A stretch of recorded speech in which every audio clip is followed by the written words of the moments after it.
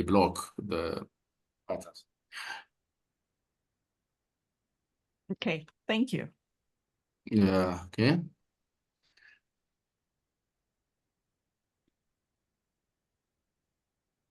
So they sent us tissues, small biopsy, one largest dimension is 1 centimeter. With that,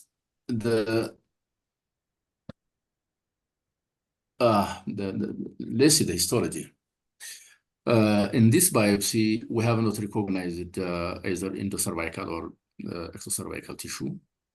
Rather, it's a stroma, but it has that low magnification. It has these bluish areas, and these bluish areas intervened with hyalinized stroma reaction.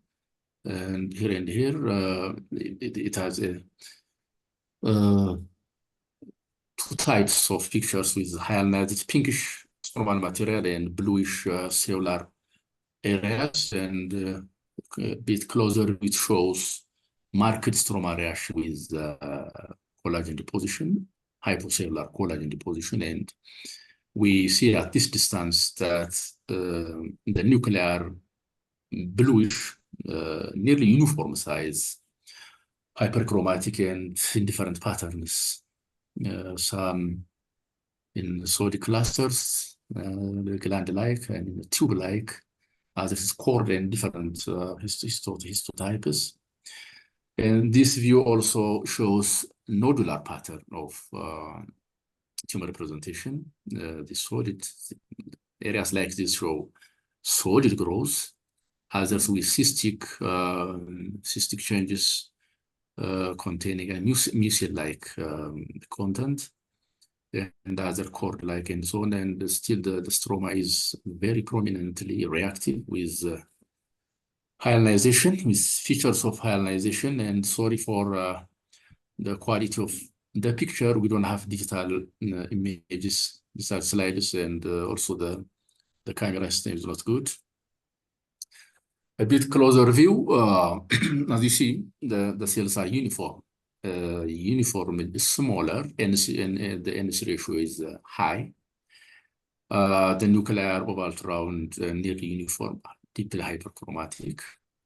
And here we have these tube-like structures that contain mucin-like material, and the stroma is hyalinized. The same a bit closer in some nuclear oval and elongated, hyperchromatic. They are hyperchromatic. I have not noticed mitotic activity, frequent mitotic activity and apoptosis. Here it looks like some mucinous material, and they also line some cavity or maybe clefts, artifactual clefts. Yeah, the cells are bluish. The nuclei are smaller. The polymorphism is not as such big, but there is clear difference in nuclear size and shape. This picture shows solid proliferation of the cells mentioned above.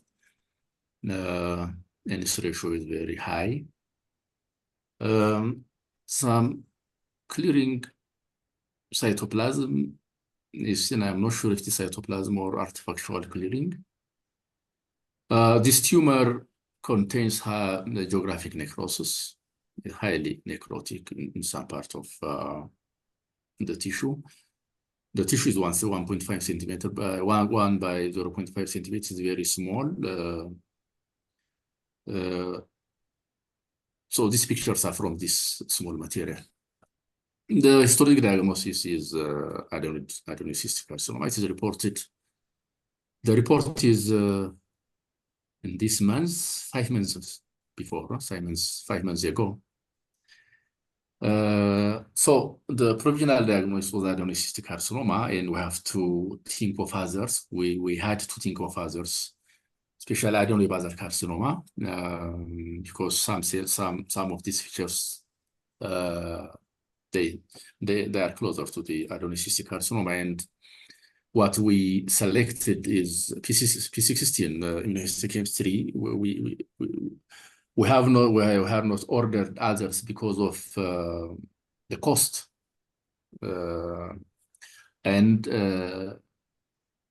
Adenoid carcinoma is human papillomavirus associated and P16 positive. So we have to differentiate which is the right diagnosis. And so this block is sent to this diagnostic center. And this is the P16 staining at lower magnification. So as we see, this area is deeply stained. And these pale blue areas are not stained. Probably this is stroma. The highlight stroma. And the cells, those cells on H&E, those rounded cells on H&E are diffusely and strongly stained, and these rounded areas are presumably the ionized materials, those that are not stained. Closer view, as you see, I think both cytoplasm and the nuclei are stained, so it's a block type staining positivity for P16. So this diagnostic center reported the report was P60 positive adenocarcinoma. They have not specified the types or the variants of adenocarcinomas. So with that, we have to look for what are the differentials, and the P16 positive or human papillomavirus associated cervical adenocarcinomas, their classical histomorphology presentation is apical mitosis in the glandular areas and apoptosis. So the types are the usual type, which accounts for about 75%. And the other is a mucinous type. It may be intestinal, signet ring, or not otherwise specified. P16 negative or the human papillomavirus independent cervical adenocarcinomas, the commonest or the prototype is gastric type. Clear cell carcinoma, mesonephric, and others can be mentioned, and none of these the human papillomavirus positive or negative types are not detected in this tissue. I have revised some article in Indian Journal of Gynecologic Oncology. I think published this year on adenocarcinoma, adenomyocystic carcinoma of the cervix. They have reported that these markers are positive, CK7, CD117, and this one. And also there was diffuse nuclear and cytoplasmic expression of P16 protein.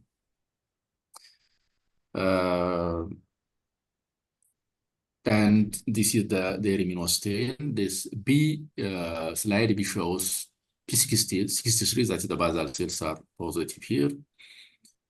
C shows KITS, CD117 positivity.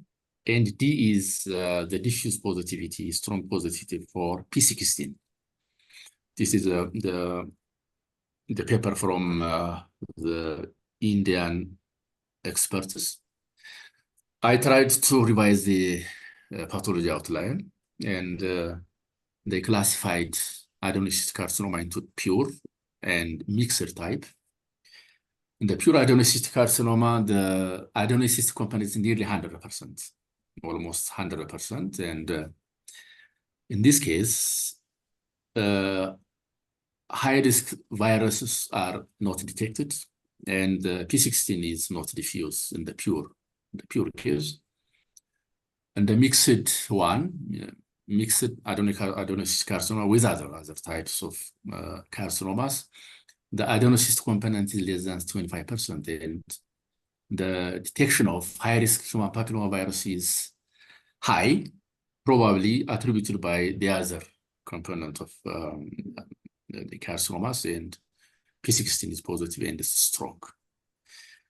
And in this page, referring this old journal, the pathology outline mentioned that a subset of cases are positive for high-risk human papillomavirus, particularly human papillomavirus 16, type 16.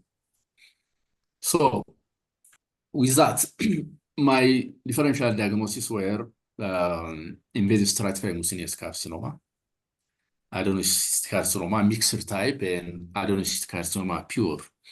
In the case of invasive stratified mucinous carcinoma, it is human papillomavirus associated and the P16 positive.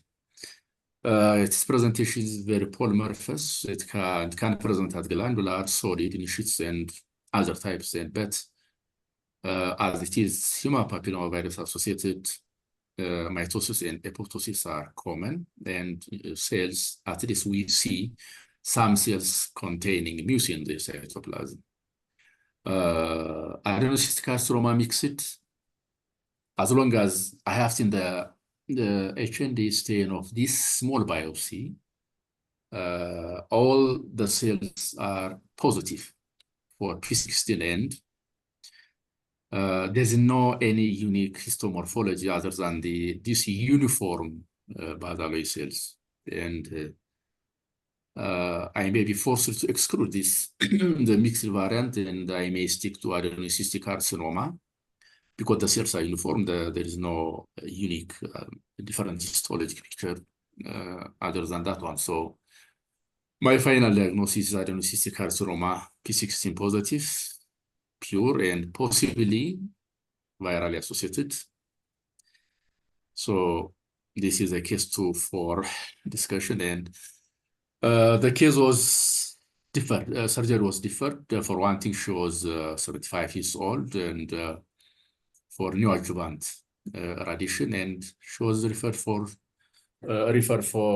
to different hospital where radiotherapy there, and at this point she was waiting for the therapy and the waiting list.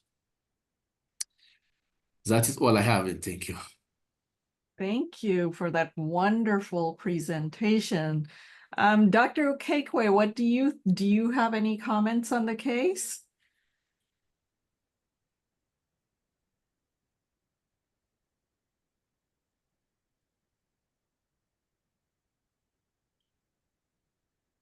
Dr. Okekwe?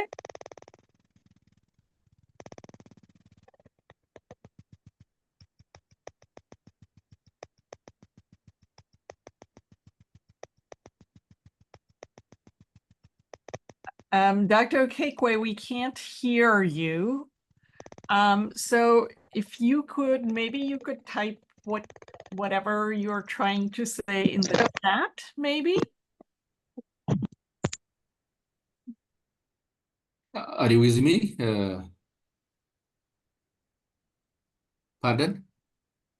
No, Dr. Okekwe, it looked like Okay. he wanted to speak because, you know, his icon was highlighted, but I can't hear anything. And I guess Abby can't either. So I suggested that he type his comments in the chat box so that we could, you know, learn from those.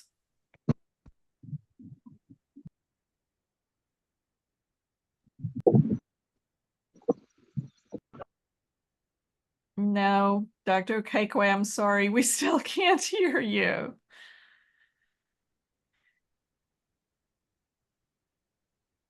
Hello. Oh, yes, we can hear you, please.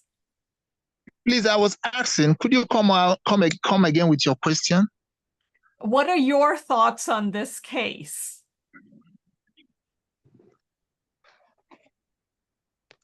Okay. I think it's a good presentation, and I missed part of the presentation, but I think I appreciated the use of P16 in making the diagnosis. In my center, we don't have immunohistochemistry. Mm-hmm. So from H&E, would have made a diagnosis of adenomycystic carcinoma based on the H&E features. Yeah. Those are my thoughts. Thank you. So my thoughts on this are similar to yours, that this looks like an adenoid cystic carcinoma. It has both the true glands with the mucinous material and, you know, the stromal collagen type 4 and laminin that is seen. Both of those components are seen in adenoid cystic carcinoma. Recording in progress. The P16 stain, I'm not sure about. So, you know, P16 is difficult to interpret without looking at the control. In my lab, the P16 stain that you're showing would be considered borderline. It's a little weak. You know, our block staining is very, very strong. So you kind of have to calibrate it to whatever your internal control is. So our P16 would look like that Indian publication that you showed. It's very, very dark. So the P16 that you showed would not necessarily, you know, I'm not sure how to interpret that. You've seen the controls. So if you thought it was positive and block, then that's what we go with. So as you said, pure adenoid cystic carcinoma is typically P16 patchy or P16 negative. So what I would probably have said is that it was adenoid cystic carcinoma, that the P16 positivity was unusual, and so suggested that there was probably a mixed component, but the second component is not present on our biopsy because all we have is the little piece of tissue they gave us. But it would be uncommon. I do not recall seeing an adenoid cystic carcinoma that is diffuse strong P16 positive. Obviously, you know, in our lab, we would also have done testing for MYC, which is positive in most cases of adenoid cystic carcinoma. We would also have done the CD117. But I think that it's reasonable, you know, it looks like, and on H&E, it just looks like a very beautiful P16 positive carcinoma. I'm sorry, very beautiful adenoid cystic carcinoma. So that's the diagnosis that I would also go with. One other thought I'll say just before you went over all of the histology, the one other differential that I would have considered would be clear cell carcinoma also, because clear cell carcinoma has, you know, hyalinization, but also the tubulocystic variant will have this bluish material in the glands, but those glands are typically more tubular and cystic, whereas I don't think this one had cystic glands. So just, you know, one other differential diagnosis to consider. Adenoid cystic carcinoma, the pure one is particularly aggressive and resistant to treatment and shows a lot of perineural invasion. But again, you have a biopsy, so there's no way to tell. So it's a beautiful case. Thank you. I don't. Thank you. I would like you to comment on this slide. Well, the experts applied internal and external controls as they have reported, and they thought that this is a strong block type positivity. But can you comment on this? Just Yeah, to take so lesson from this, yeah. So that's what I'm saying. You have to, any immunohistochemical stain, you have to look comparative to the control. So, you know, different labs set their coloring, for want of another word, at different levels. We have set our P16 staining at a much higher level. So what our control consists of actually two pieces of tissue, three, sorry. So one piece of tissue is a known HSIL, because those are all, you know, CIN3, because those are always strong block positive. And then we also have a serous carcinoma on the slide, because that is also strong positive. So those two should be very strongly positive. Then we have one negative squamous epithelium on it. Actually, the third piece of tissue is tonsil, because tonsil, the squamous epithelium should be negative, and the lymphocytes in the germinal center, about 20% of them should show weak to moderate positivity. So we use a composite control because, you know, there's some amount of variability on a day-to-day basis, and you don't want, if your, you know, if your stain is overstained, then some of your negatives will appear to be positive, whereas if your stain is left shifted, then your positives will be weaker. So you always have to look at it with comparison to your control. Like I said, in our lab, this would be a borderline stain. I don't know, but I trust your interpretation. As you're saying, two pathologists in two different labs have looked at it. So I assume that your control is set at a slightly lower color level than ours is. So like I said, we set it up for much stronger in order to make sure that we can distinguish strong block positivity from high staining. So, and the tonsil, using a tonsil control and also having a positive, so, you know, basically a strong positive you compare to high-grade cell. If your high-grade cell shows this type of staining, then this is a positive. This is block positive. So you have to look at it with respect to your control. So what control do you guys use for P16?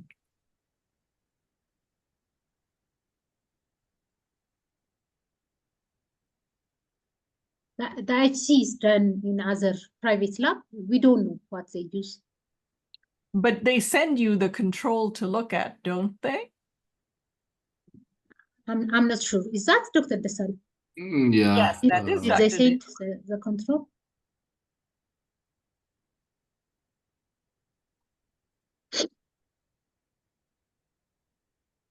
Yeah, I can read. They have commented that it was carried out on formalin fixed paraffin embedded sections. All controls, that is internal negative patient's tissue and external positive control, show appropriate reactivity. I don't know what tissue did they use. That's interesting. So in our setting, we do not review an immunohistochemistry without having a control. I mean, here you have their interpretation, and that's fine because they interpreted it, but we will not read an immunohistochemistry slide without having a control for comparison, just because you can't determine, you know, where the bar should be set. So, I mean, we have to take their word for it that it's positive and that it's strong P16 positive. But the other thing, you know, your staining may also be variable. In the United States, our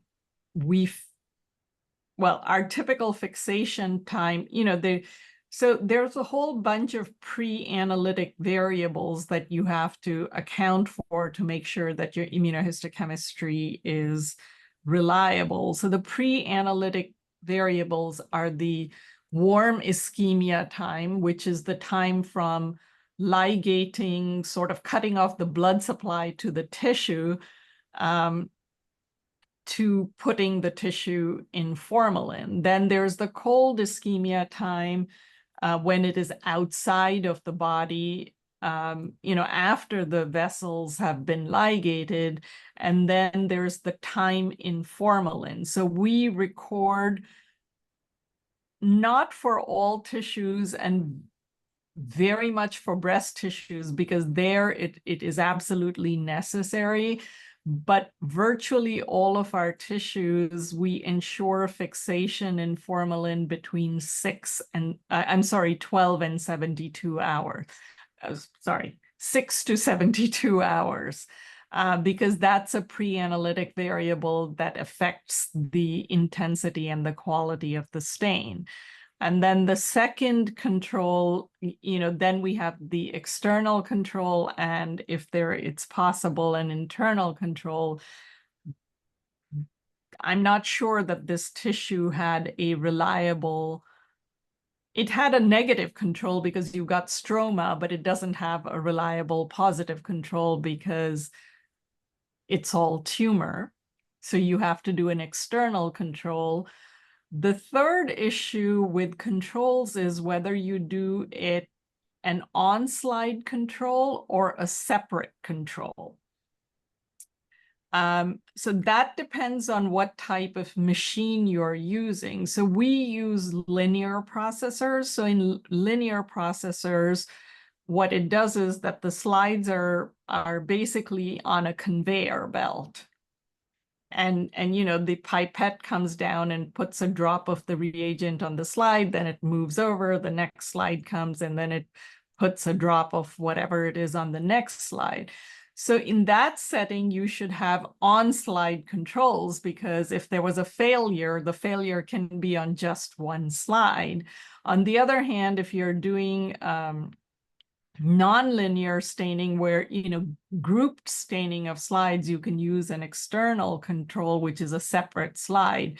It's more efficient to use the grouped control because you require less control tissue. You can do 10 P16s with one control, but if you're doing on-slide control, you need every single slide to have its own control. So, we don't always do an on-slide control, especially for the stains. If we're doing 10 or 12, it's very difficult to get. We would exhaust our control tissue very quickly. So those are sort of general issues with respect to immunohistochemistry that, we consider.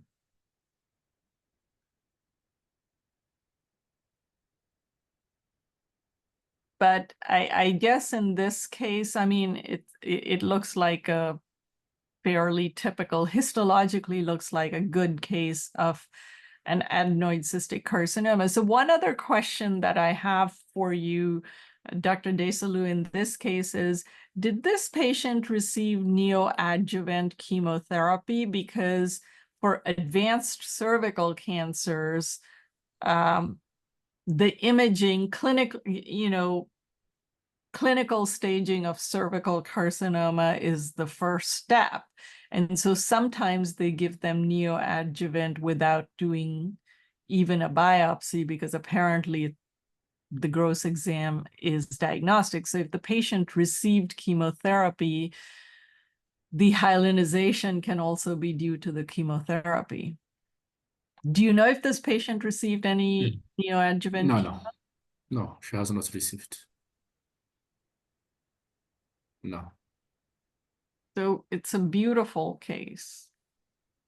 Thank you for sharing that. Any other comments?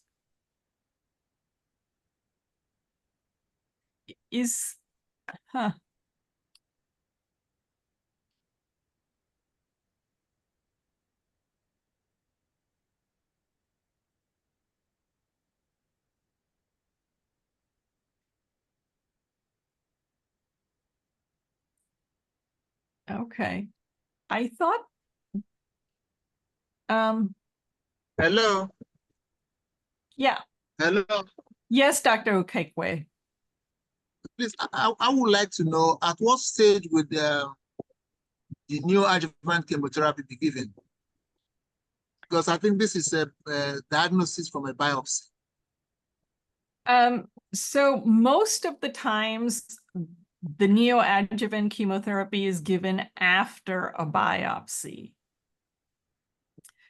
But in some cases, if the patient is bleeding, they will give the therapy in this part of the world very rarely. It's always done after the biopsy. With medical legal issues, they will do all they can to make sure that there is a biopsy done.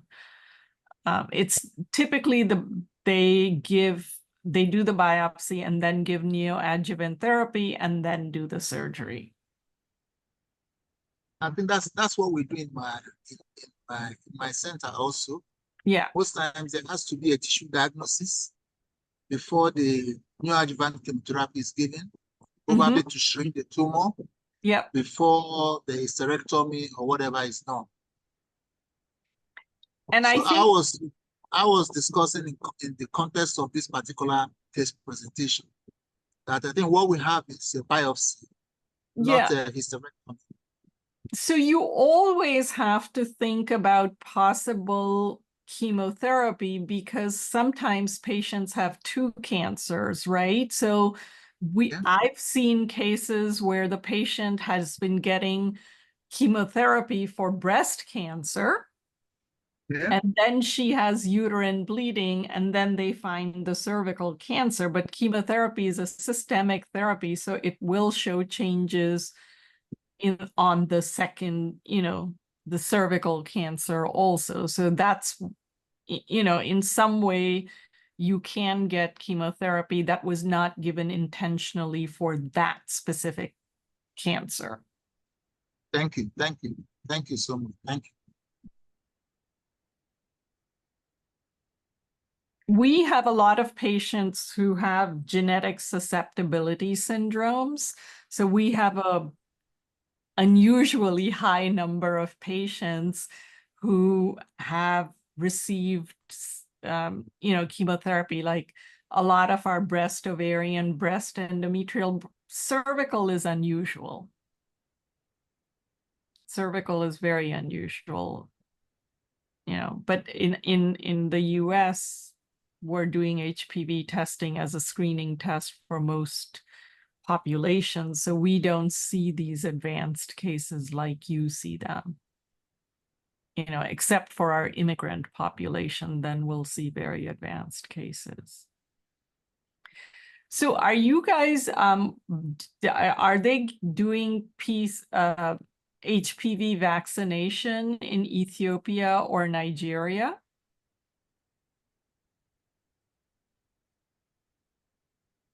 I think it was started in schools, but it's interrupted. Yeah, there was a campaign, there was a program. Yeah. Yeah, they carried out some campaigns at schools. Yes. But it's on and off. Interesting.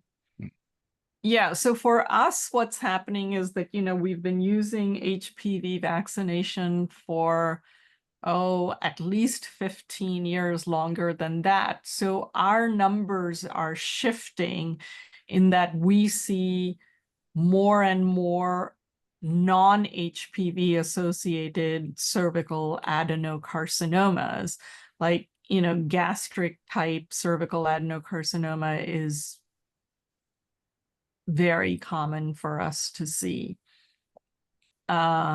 because our numbers for HPV associated carcinoma are falling. So it's interesting, the trends are changing because of HPV vaccination. Dr. Okekwe, is Nigeria doing vaccinations or not yet? I think there are pockets of vaccination, but more especially the awareness. There's a lot of campaign going on for HPV vaccination, but I think there are only few places where it's done. Essentially, some of the obstetricians, gynecologists I've discussed with, some of them are of the opinion that the age is a problem. They said, initially they said they should give to people, girls that are 18 and above. And some said that some of those vaccines are not required, that some of those girls that are HPV positive will shed the viruses we shed them away with time. So, but there is an ongoing campaign to get young girls vaccinated, except that in the tertiary centers, they are not being done yet. I see. Does the government cover it, or do the patients have to pay for it?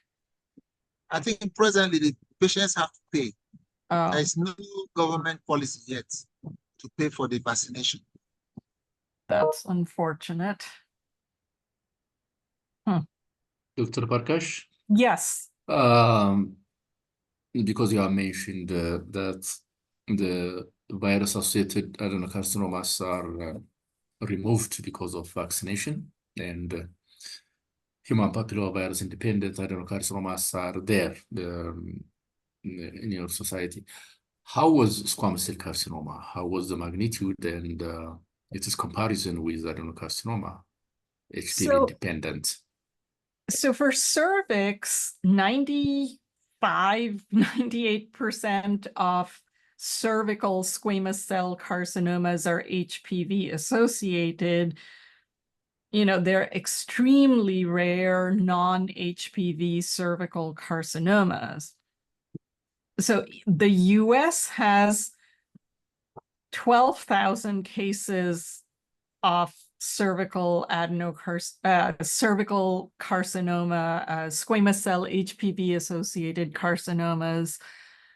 So we've really brought down our numbers very much, and more than 50% of the patients who die from cervical carcinoma in the US are, you know, immigrant populations who have not had any screening or who have not gotten vaccinations. In this country, you know, so there's 3 HPV vaccines. So first of all, we started out with the bivalent vaccine, which was 1618. Then we went to the tetravalent vaccine, which was 16, 18, 6, and 11, so that, you know, we were covering condylomas also. Now we're using a nonavalent vaccine, which covers 9 HPV subtypes. So the 2 condylomas, 6 and 11, 16, 18, 45, 52, and some 30s. So we're using it here. The discussion actually is to even vaccinate patients who have SIL, because they're still at risk of multiple HPV infections. So we're actually moving to vaccinating almost irrespective of age. Here, they give the vaccination between 9 and 11 years. So, I mean, it's a little bit sad because you guys need the vaccine more than we do, but we're vaccinating everybody. The other thing is that, you know, in the US, what has happened is that oropharyngeal and anal HPV-associated squamous cell carcinomas have been increasing since the 1960s and 70s. So HPV vaccination is given to both boys and girls, because the oropharyngeal and anal squamous cell carcinomas are much more aggressive, even when they're HPV associated. So we are trying to cover the entire population. We started out by giving it only to girls, but now we're giving it to boys and girls.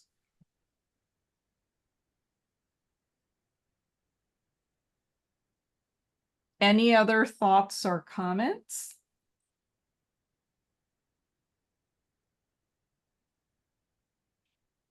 Okay, so I'm quickly going to show you a case, a very unusual case that I had this week, because I've only seen 2 cases of this type in my entire career. So let me share screen. Hold on a second. Nope, not that one. So let me just.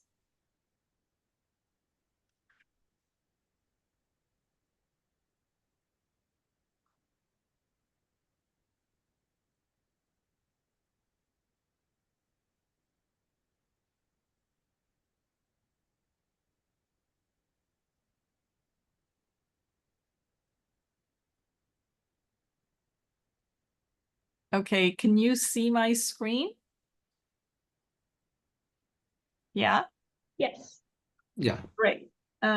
So any comments on what this lesion is? So this is an endometrial mass in a 77-year-old patient. And Polyp? this patient has not had care, has not seen the gynecologist for 12 years. Her last visit to the gynecologist was when she was 65 years old. And I'm just, moving around to show you the pattern of the tumor. And this was an 8-centimeter polypoid lesion that was actually prolapsing through the cervix. A polyp is a good thought. Any other thoughts?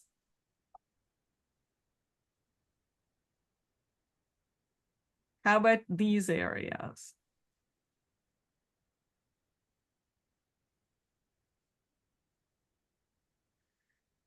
I'm just going to go ahead and describe what I see since we've only got 5 minutes and I wanted to show you this case.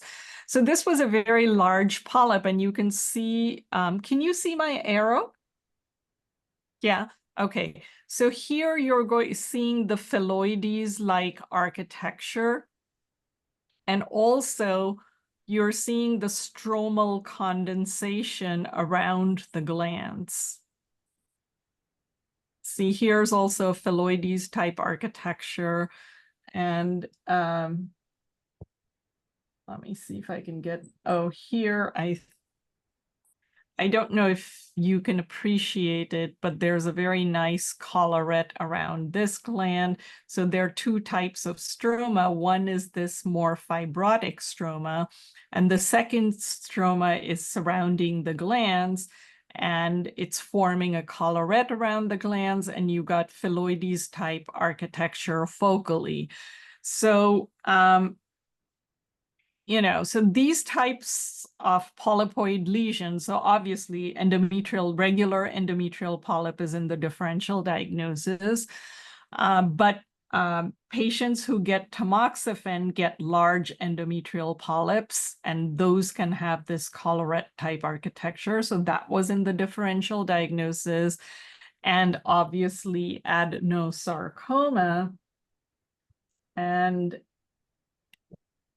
this, I don't know if you can see it. So I don't know if you can see it, but there's mitotic activity in the stroma. And this was felt to be a low-grade adenosarcoma, but there's another kicker on this case. So let me go to low magnification so that you can see it. What do you think about this? So this is a case of an adenocarcinoma, endometrioid type adenocarcinoma arising in an adenosarcoma. And it's a very rare happening, but it can happen. Like I said, I've only seen it twice in my career, but this is probably the better case with this regular endometrioid carcinoma, low grade, some mucinous differentiation, FIGO grade 1, and it's arising in the adenosarcoma. So it's not in this patient, actually, the adenocarcinoma, neither component was invasive. So luckily the patient did she's cured with the hysterectomy. But in the adenosarcoma component, there are 3 factors that would influence prognosis. One is whether there is myometrial invasion or not. 2, if there's high-grade sarcoma versus low-grade sarcoma.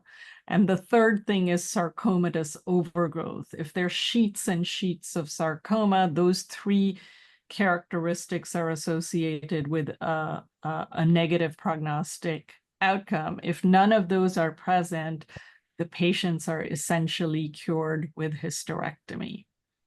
And then obviously for the adenocarcinoma, the usual parameters we would evaluate as to myometrial invasion, lymphatic space invasion, nodal status would determine the outcome. So this was my sort of unusual case of the week that I wanted to share. Any thoughts or comments? We've got 2 minutes, 1 minute now.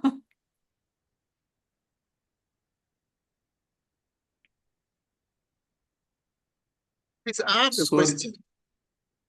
I'm sorry? I said I have a question. Yes. You said you have an adenocarcinoma Mhm. in a sarcoma. In an adenosarcoma. Yeah. So can you show me where the adenosarcoma is?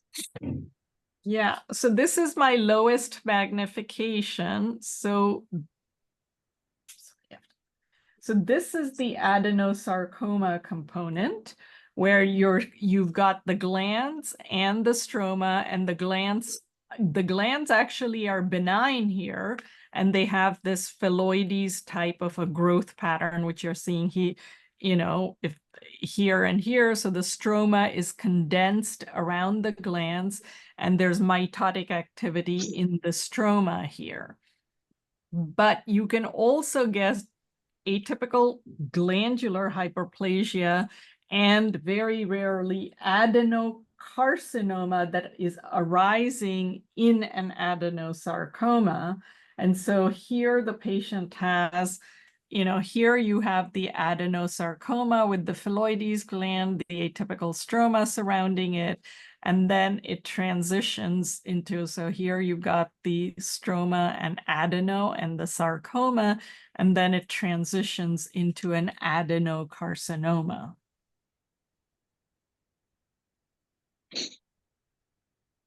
How can we tell whether the stroma is malignant or benign? So one is the pattern of growth. So this collarette sort of formation around the condensation, this stromal condensation around the glands is a worrisome feature, and also the architecture of the glands. It looks like, it's forming sort of leaf-like architecture. And then on higher magnification, it's very low mitotic activity. It's 2 mitoses per 10 high power field. So you have to look for it. And so that's how this is a low-grade adenosarcoma. So this is a mixed tumor composed of both glands and stroma, but the stromal component is the malignant component, and it has the mitotic activity here. But then in the other field that I showed you, it transitions and becomes an adenocarcinoma. So the stroma here has basically disappeared, and it's all glandular. So can you consider this tumor as a mixed I'm sorry, collision? Dr. Can Desalu. you consider this tumor as a mixed tumor or collision tumor? Because we have 2 distinct. Great. That's the question, right? Whether it's a collision tumor or is it a tumor arising from an adenosarcoma. I don't know that there is a good way to address it. In this case, this is probably not the best slide, but here there were other areas where it looked like it was atypical hyperplasia. So, this is the adenosarcomatous stroma here and the tumor here. So I don't know. I'm actually not aware if anybody has done genetic analysis on the 2 components to answer the question as to whether it's a collision tumor or not. You're absolutely right that is the question. That's the $1 million question, and I don't know. I'll do a literature search and send you guys an email if I find something. It's a great question.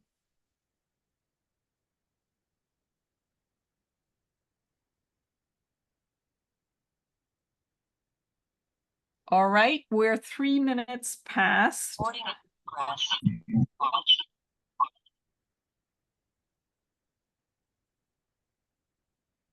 So I'm sorry, I didn't catch that, but we're 3 minutes past, so we're going to end this session.